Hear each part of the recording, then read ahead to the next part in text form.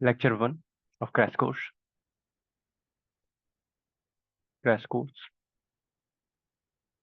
JEE Mains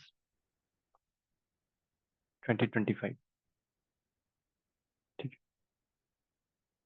सब topic क्या ले रहे हैं? Differential calculus.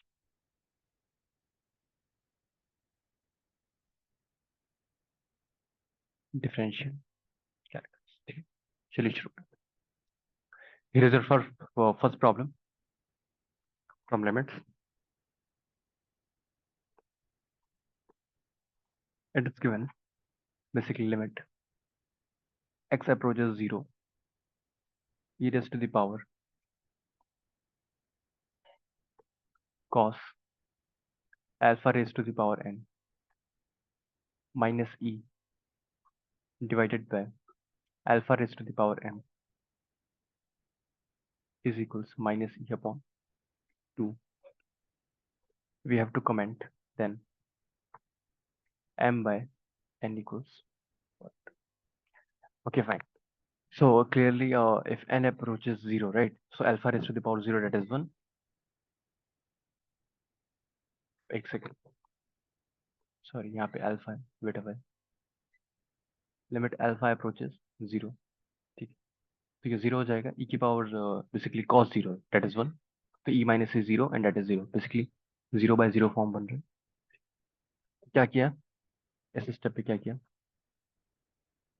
L hospital use कर लिया, एल हॉस्पिटल डिफरेंशिएट किया, तो क्या होगा? e की power cos alpha raise to the power n into minus sine alpha raise to the power n into n alpha raise to the power n minus 1 minus 0 divided by m alpha की power m minus.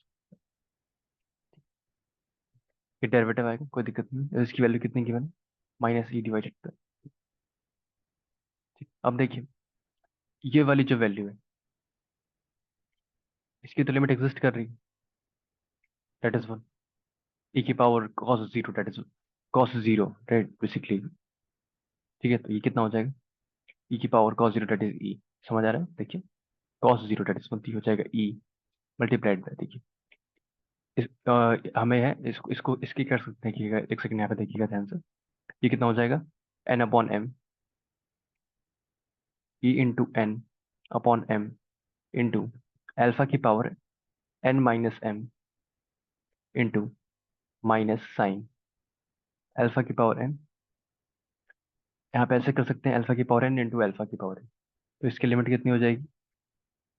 Again 1, क्या बच रहा है हमारे पास? E into n upon m into alpha की power n minus m into minus alpha की power n is equals, ये 1 हो गया, माइनस ई डिवाइडेड बाय, ठीक है। तो यहाँ से देखिए, ई से ई कैंसिल, माइनस से माइनस कैंसिल, तो क्या बचा? N upon m into alpha की power 2n minus m is equals 1/2। यहाँ से आपको दिख रहा होगा, if m equals to 2n, क्योंकि अल्फा 0 को अप्रोच कर रहा है, तो अगर ये क्वांटिटी पॉजिटिव हुई, इफ 2n माइनस एम अगर पॉजिटिव हुआ, तो इसकी लिमिट 0 आ जाएगी। अगर लेस देन 0 हुआ तो इनफाइनाइट आ जाएगी। तो ये जो क्वांटिटी है, ये क्या होनी चाहिए? 0 होनी चाहिए।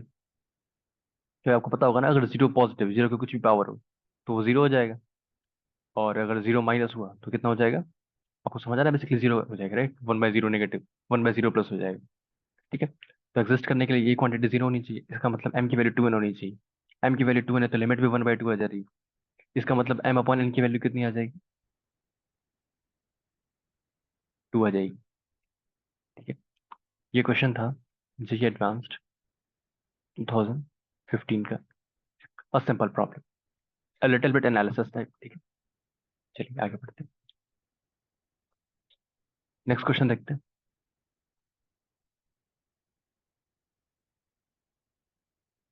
उसमें क्या है?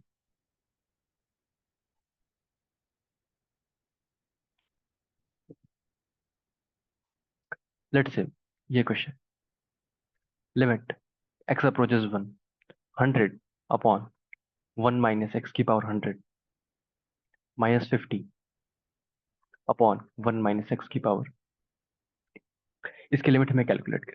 तो देखिए, अगर एक्स को जैसे वैल्यू 1 रखेंगे, राइट, तो ये कितना हो जाएगा, इनफाइनाइट माइनस इनफाइनाइट फॉर्म हो रहा है। ठीक, समझ आ रही है बात? इसे सॉल्व करना है, तो चलिए देखते हैं कैसे कर सकते हैं। तो सबसे पहले क्या किया, इसका इसका हम बात करें, इसका बेस्ट अप्रोच क्या है। जब भी आपको इस तरह के क्वेश्चन दिखाई दें माइनस टाइप, तो आप कैसे कर सकते हैं, देखिए। तो आप इस लिमिट को क्या करें, एक सेकंड के लिए एल लेट कर लें, ठीक है। और आप क्या करें, एक्स को 1/x से रिप्लेस कर दें। तो क्या हो जाएगा, अगर एक्स 1 को टेंड करेगा तो 1/x भी 1 को टेंड करेगा, या आप ऐसे कर सकते हैं, एक्स की वैल्यू 1/t पुट कर दीजिए, तो कितना हो जाएगा, अगर एक्स 1 को टेंड कर रहा है तो 1/x भी जो होगा 1 को टेंड करेगा, इसका मतलब टी की जो वैल्यू है वो 1/x है, तो टी भी कहाँ टेंड करेगा, 1 को टेंड करेगा, तो क्या हो जाएगा, लिमिट टी टेंड्स टू 1। अगर आप किसी भी लिमिट में कोई सब्सटीट्यूशन करते हैं तो उस पर्टिकुलर लिमिट की वैल्यू चेंज नहीं होती है, ठीक है। तो ये कितना हो जाएगा, 100/1 माइनस, कितना हो जाएगा ये, एक्स की वैल्यू 1/t रखी है ना, तो ये हो जाएगा 1 - 1/t की पावर 100। यहाँ पे माइनस है बेटा भाई, माइनस 50, 1 - 1/t की पावर 50 इज इक्वल्स टू एल। अब आप क्या कीजिए, इन दोनों लिमिट्स को ऐड कर लीजिए, तो कितना हो जाएगा, limit T approaches 1, 100 upon 1 - T की पावर 100 प्लस 100 अपॉन टी की पावर 100 माइनस 1 इंटू टी की पावर 100, ठीक है। तो यहाँ से अगर हम माइनस कॉमन निकालें तो क्या बचेगा, 100 माइनस 100 टी की पावर 100 अपॉन, ध्यान से देखिएगा, इसमें से माइनस कॉमन निकाला है तो ऊपर चला गया, फिर एलसीएम ले लिया तो क्या बचेगा, नीचे सेम 1 - टी की पावर 100, ऊपर से 100 कॉमन निकाल लीजिए, दोनों चीजें सेम है, तो आंसर इसकी वैल्यू कितनी आ रही है, 100, ठीक। सिमिलरली सिमिलरली आप ऐड करेंगे इन दोनों क्वांटिटीज को, ठीक है। तो देखिए कितना हो रहा है, इसको ऐड किया, ये कितना आ रहा है, 100, एल जैसे 100 आ रहा है, माइनस 50 अपॉन और 1 - x की पावर 50 प्लस 50 अपॉन x की पावर 50 माइनस 1। सिमिलरली ये कितना हो जाएगा, इसमें से माइनस कॉमन निकाल लीजिए, बेसिकली ऊपर भेज दीजिए, तो कितना हो जाएगा, 100 - 50 इज इक्वल्स टू 2 × एल।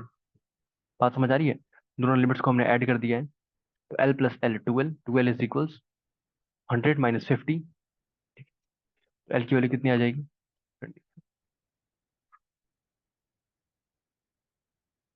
तो ये सेकंड क्वेश्चन होगा, और बात करते हैं, चलिए क्वेश्चन थर्ड क्वेश्चन करते हैं लिमिट सेक्शन से। दिया हुआ है, limit X approaches infinite, X की पावर 2025 डिवाइडेड बाई ई की पावर एक्स। अब आप देखिए, आपको इस लिमिट को कैलकुलेट करना है, प्लस ये लिमिट हो गया एक, ठीक, और limit plus sine square x, basically plus sine x x, आपको इस लिमिट पे कनेक्ट, ओके चलिए बात करते हैं। अब आप देखिए, और ऊपर भी इनफिन, अगर लेट से इस लिमिट को L1 कहते हैं और इस लिमिट को L2 कहते हैं, पहले L2 पे बात करते हैं, तो L2 क्या होगा, limit X approaches infinite sine x divided bye x. तो ऊपर जो क्वांटिटी है वो -1 से 1 फ्लक्चुएट करेगी, और नीचे इनफाइनाइट है, तो इसकी वैल्यू हमेशा क्या आ रही होगी, 0, ठीक है। इसका मतलब L2 की वैल्यू क्या है, चलिए L1 पे बात करते हैं। तो L1 को देखिए, ऊपर इनफाइनाइट है, राइट, एक लेट से हमने एक बार डिफरेंशिएट किया तो कितना होगा, 2025 इंटू एक्स की पावर 2024, और नीचे जो होगा वो तो एज इट इज सेम रहेगा, फिर डिफरेंशिएट किया, फिर आएगा, ऐसे करते करते करते करते क्या होगा, 2025 फैक्टोरियल आ जाएगा, बात समझ आ रही है। फिर एक बार आएगा, फिर 2023 आएगा, ऐसे करते करते आप डिफरेंशिएट करते जाएंगे, और तब जाकर कहीं एक्स की पावर 0 आएगा, और नीचे सेम रहेगा। तब जाके जब आप लिमिट करेंगे तो ऊपर कोई बड़ा नंबर होगा, लेकिन नीचे इनफाइनाइट होगा, तो इसकी भी आंसर कितना आ जाएगा, 0 आ जाएगा। इसका मतलब L1 is also 0 and L2 is also 0, that implies answer is, ठीक है। इसे याद रहेगा, डिफरेंशिएट कर रहे हैं, देखिए इनफैक्ट आप ऐसे याद रख सकते हैं, लिमिट, ये एक इंपॉर्टेंट रिजल्ट हो जाता है कभी कभी, यहाँ से देखिएगा, limit X approaches infinite X की पावर n अपॉन ई की power x, N belongs to natural number, इसकी वैल्यू आपकी जीरो ही आएगी, क्योंकि फाइनली क्या होगा, ऊपर एन फैक्टोरियल होगा और नीचे ई की पावर एक्स होगी। अब जैसे ही लिमिट लेंगे इसकी वैल्यू क्या आ जाएगी। ठीक है, चलिए अच्छी बात है। और देखते हैं, एक इंपॉर्टेंट प्रोफाइल पे बात करते हैं। जैसे आपको पता होगा जो साइन एक्स होता है वो एक्स से छोटा होता है, और जो टेन एक्स होता है वो एक्स से बड़ा होता है। ठीक है, तो आप देखिए अगर हम ऐसा कुछ कहें, लिमिट एक्स अप्रोचेस जीरो, ये इंटरवल होता है, कौन सा इंटरवल होता है, बेसिकली जीरो से जीरो प्लस, राइट। इस इंटरवल में बात करते हैं तो क्या कह सकते हैं, limit X tends to zero sine X by X, जो जी एफ की जो वैल्यू है ये क्वांटिटी वन से छोटी होगी, राइट। तो ये जीरो आ जाएगी, ये क्या है, G I F, it's G I F, not G F, right. चलिए ठीक है, तो और अगर यहाँ पे एक और बात करें, क्या, limit X approaches zero ten x divided bye x, तो ये कितना हो जाएगा, ये वन से बड़ा हो जाएगा, स्लाइटली ग्रेटर देन वन, तो ये कितना आ जाएगा, वन आ जाएगा। ठीक है, ओके, ध्यान रहेगा, आगे बात करते हैं।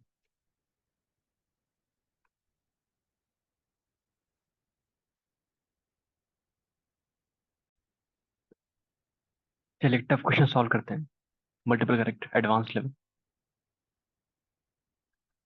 देखिए एडवांस्ड, और देखिएगा स्टेटमेंट क्या है, ध्यान से देखिए। दिया हुआ है एफ एक्स की जो वैल्यू है वो है sine inverse x plus of tan inverse X divided by cos inverse x plus of cot inverse X. ठीक है, हमारा जो पहला ऑप्शन है उसमें हमें इस फंक्शन की मैक्सिमम और मिनिमम, मैक्सिमम को कैपिटल एम कह रहे हैं, मिनिमम को स्मॉल एम कह रहे हैं। हमें क्या करना है, capital M by small M calculate करना है। ठीक है, इसका बेसिकली मॉड पे बात कर रहे थे क्वेश्चन में, तो मैं लिखता हूँ इसका मॉड पे बात करनी है। ठीक, तो चलिए देखिएगा, एक बात आपको समझ में आ रही होगी कि कॉस इनवर्स की जो रेंज होती है वो जीरो से पाई होती है, कॉट इनवर्स की भी जीरो से पाई होती है। ठीक, कॉस इनवर्स लेट्स से अगर जीरो है तो मतलब एक्स कितना होगा, कॉस इनवर्स जीरो कब होता है, एक्स इक्वल्स वन पे, और कॉट इनवर्स वन कितना होगा, पाई बाय फोर। इसका मतलब जो डिनोमिनेटर है वो कभी भी जीरो नहीं होगा। तो इसका मतलब ये हमारी जो रेंज है, अगर डिनोमिनेटर के परस्पेक्टिव से बात करें तो वो बेसिकली डिफाइंड है, राइट। ओके फाइन, और क्या कह सकते हैं कि क्योंकि sine versus cos inverse involve है, राइट, तो एक्स तो जो होगा वो तो माइनस वन से वन के बीच में ही फ्लक्चुएट करेगा, इसमें तो कोई दिक्कत नहीं। और अगर एक्स माइनस वन से वन है तो हमें एक चीज पता होती है, tan inverse x plus cot inverse x, इसकी वैल्यू कितनी होती है, पाई बाय टू होती है। एक्स बिलोंग्स टू क्या होता है, ऑल रियल। और वही अगर साइन इनवर्स और प्लस कॉस इनवर्स होता है तो एक्स कहाँ से कहाँ तक होता है, माइनस वन से वन होता है, क्योंकि तो डोमेन की बात है। चलिए अच्छी बात है। अब देखिए, आप ऐसे देखिए, अगर हम एक काम करें, हम वन प्लस एफ एक्स की बात करें, किसकी बात करें, वन प्लस एफ एक्स, तो वो कितना हो जाएगा, sine inverse plus tan inverse plus cos inverse plus cot inverse upon divided by cos inverse plus cot inverse. तो देखिए sine inverse plus cos inverse tan inverse plus cot inverse, ये तो pi by two हो जाएगा। तो ये और ये मिलकर पाई बाय टू, ये और ये मिलकर पाई बाय टू, तो ऊपर हो जाएगा पाई। ठीक है, तो वन प्लस एफ एक्स कितना हो जाएगा, pi divided by cos inverse x plus of cot inverse, ये आ रहा है। वो थोड़ा खतरनाक था, ये थोड़ा सिंप्लीफाइड है। अब देखिए, अब इस स्टेप पे क्या कह सकते हैं, जो कॉस इनवर्स एक्स है आपको पता होगा इसका जो डेरिवेटिव होता है वो minus root one by one minus x square होता है, और जो कॉट इनवर्स एक्स होता है basically d by d x हो। वही जो कॉट इनवर्स एक्स होता है इसका जो डी डी एक्स होता है वो कितना होता है, minus one upon one plus x square. तो दोनों डिक्रीजिंग फंक्शन है, मेरे कहने का मतलब वो था डिक्रीजिंग फंक्शन। इसका मतलब क्या है? इसका मतलब क्या है? डिक्रीजिंग प्लस डिक्रीजिंग क्या होता है? डिक्रीजिंग। इसका मतलब ये जो फंक्शन है, ये क्या है? डिक्रीजिंग। ये भी डिक्रीजिंग। तो डिक्रीजिंग प्लस डिक्रीजिंग क्या होगा? डिक्रीजिंग। और पाई अपॉन डिक्रीजिंग क्या हो जाएगा? Increasing function. इसका मतलब 1 + f(x) जो है वो is a increasing function. Increasing function. 1 + f(x) क्या है? एक इंक्रीजिंग फंक्शन। ठीक है। अब आप देखिए, अगर कोई लेट से 1 + f(x) को हमने क्या कह दिया? g(x). अगर g(x) इंक्रीजिंग फंक्शन है, इसका मतलब क्या है? g(x2) x की वैल्यू बढ़ाने पर gx की वैल्यू बढ़नी चाहिए। इसका मतलब g(x2) is greater than gx1 for x1 greater than, basically एक second, for x2 greater than x1। और x1 x2 क्या है? डोमेन में है, belongs to domain of function. ठीक है। इसकी वैल्यू पुट कर दी, कितना हो जाएगा? 1 + f(x2) is greater then 1 + f(x1)। Similarly यहाँ से देखिए, इसका मतलब क्या आ रहा है? f(x2) is greater then f(x1)। इसका मतलब जो f(x) है वो भी इंक्रीजिंग आ गया डोमेन के अंदर। तो चलिए, तो क्वेश्चन काफी सिंप्लीफाई होगी। हमें कुछ नहीं करना, हमें डोमेन के एंड पॉइंट्स पे वैल्यू कैलकुलेट कर लेनी है। तो एक सेकंड यार, थोड़ा मार करो। f(x) की वैल्यू क्या है? Sine inverse x plus tan inverse x upon cos inverse x plus cot inverse. क्या होगा? f-1 कितना होगा? Sine inverse -1, that is -π/2, plus tan inverse -1, that is -π/4, plus cos inverse -1, that is pi, plus cot inverse -1, that is -3π/4। Sorry, 3π/4।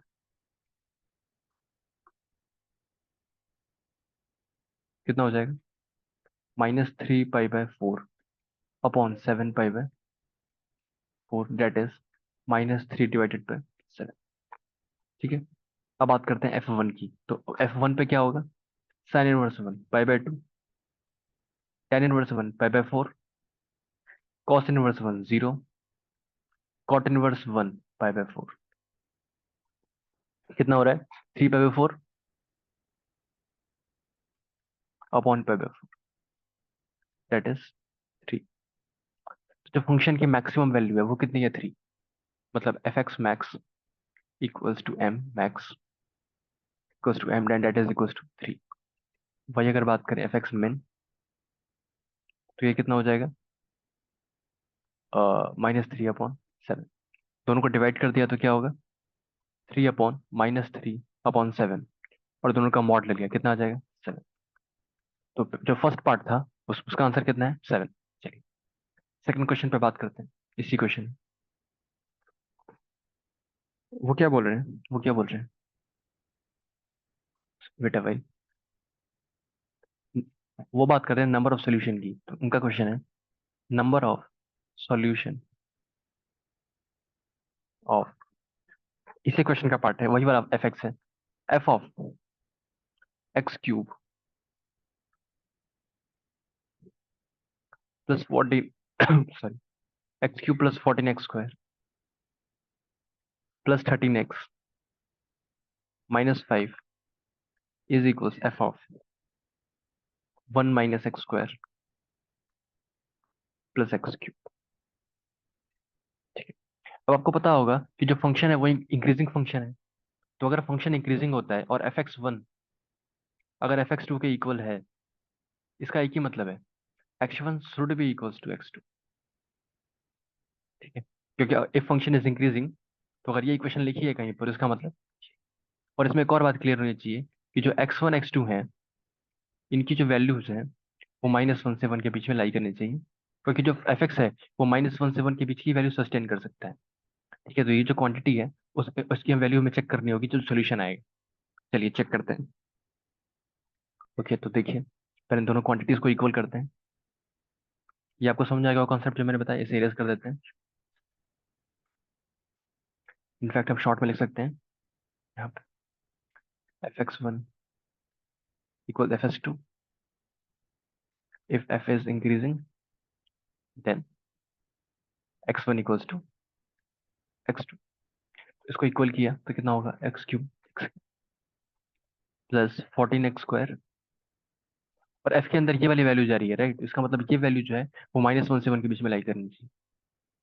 Plus 13x - 5 is equals 1 - x² plus x³ से x³ cancel, कितना बचेगा 15x² plus 13x - 6 is equals to 0। ठीक है, अब देखिएगा क्या हो रहा है।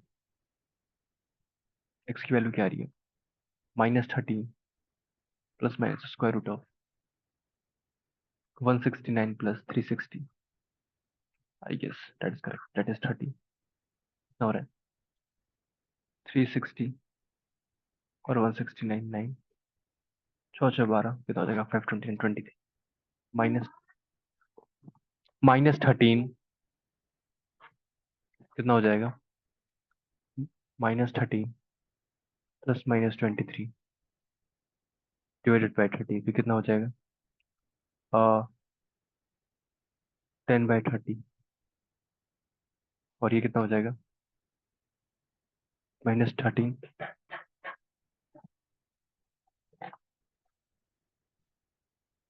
और ये 10 तो ये हो जाएगा 1/3 और ये हो जाएगा -13, 23 13 कितना होता है 36, -36/30, तो इट इज -6/5, 1/3 और -6/5, 1/3 और -6/5, ये तो वैल्यूज आ रही हैं। ठीक है, तो आपको इस पे एफ एक्स की वैल्यू भी चेक करनी होगी, तो आपने ये दोनों इक्वेशंस इक्वल करके लाएंगे राइट, ये और ये इक्वल किया है, तो आप इस पे डायरेक्ट चेक कर लीजिए कि जो वैल्यू आ रही है वो -1 से 1 के बीच में है या नहीं। तो क्या है 1 - x² प्लस x³, चलिए बात करते हैं। 1 - x² plus x³ I think ये आ जानी चाहिए, देखते हैं। 1/27 -1/9 प्लस 1, ये कितना हो जाएगा 1/27 प्लस 8/9, क्लियरली ये 1/9 से तो छोटी है ही राइट, तो इसका मतलब ये 1/3 सोल्यूशन तो है। बात करते हैं -6/5, आई गेस ये नहीं आएगा। 1 - 36/25 ये हो जा रहा है, और ये वैल्यू फिर मतलब बढ़ जाएगी राइट। आप ऐसे देखें, ये जो वैल्यू है 1 - x², ये ऑलरेडी क्या है निगेटिव, और प्लस -1 माइनस है, -1 से छोटा है उसका क्यूब कर दिए, तो निगेटिव और प्लस निगेटिव, और ये -1 से ऑलरेडी बढ़ी है, तो ये इनसे बाहर हो जाएगी, तो इसका नंबर ऑफ सोल्यूशन कितना आएगा 2 नहीं आएगा, नंबर ऑफ सोल्यूशन कितने आएंगे इसका, number of solution equals to. ठीक है, तो क्वेश्चन से बाकी क्वेश्चन नेक्स्ट सेशन में लेते हैं। Thank you.